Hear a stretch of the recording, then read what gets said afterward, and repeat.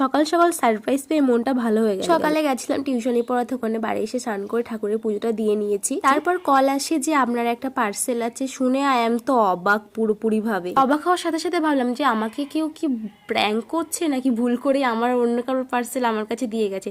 তো তারপর একটা কল আসলো, তো বললো যে পার্সেলটা কি তুমি পেয়েছো। তারপর বুঝতে পারলাম যে আমাকে সারপ্রাইজ দেওয়ার জন্য আমাকে এতদিন বলেনি, আমার লোকেশনে পার্সেলটা পাঠিয়ে দিয়েছে। সারপ্রাইজটা ছিল একটা ফোন কভার। হয়তো তোমরা বলতে পারো যে একটা ফোন কভার সারপ্রাইজ পেয়েছে তাই কত কি করছে। এবার একটা জিনিস দেখো, সারপ্রাইজ যেমনই হোক না কেন, ছোট হোক বা বড় হোক, সারপ্রাইজ পেলে সবাই খুশি হয়। তো আমিও সেই রকমই খুশি হয়েছি। কভারটা নিয়ে আমি একটু ঢং করে নিলাম। তো কভারটা তোমাদের কেমন লাগছে জানিও।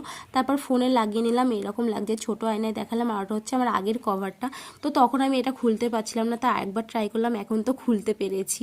আর এদিকে দেখো, একটা আমি দিচ্ছি যে আমাকে দিয়েছে তার জন্য, একটা আমার কভারের জন্য। আর এদিকে একটা টেপ মতো লাগানো ছিল, নাট ছিল। আর আজকে আমাদের রান্না হয়েছিল আমডাল আলু ভাতে। তো ভালো লাগলে লাইক করে দিও।